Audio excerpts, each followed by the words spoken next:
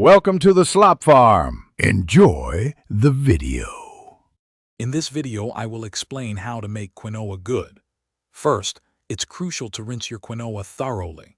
This step removes saponin, a natural coating that can give quinoa a bitter, soapy taste. Place your quinoa in a fine mesh sieve and rinse it under cold, running water for at least 30 seconds, or until the water runs completely clear. This simple action makes a huge difference in flavor. Next, let's talk about the perfect cooking ratio. For every 1 cup of quinoa, you'll want to use 2 cups of liquid.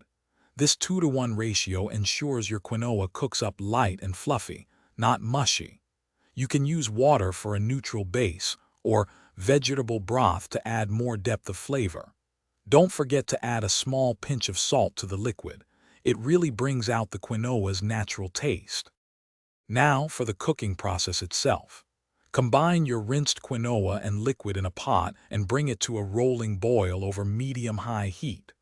Once boiling, immediately reduce the heat to low, cover the pot tightly with a lid, and let it simmer for exactly 15 minutes. It's important not to lift the lid during this time, as the steam is essential for proper cooking. Finally, the last 2 steps are key for perfect texture. Once the 15 minutes of simmering are up, remove the pot from the heat but keep the lid on. Let the quinoa rest, still covered, for an additional 5 minutes. This resting period allows the grains to absorb any remaining moisture.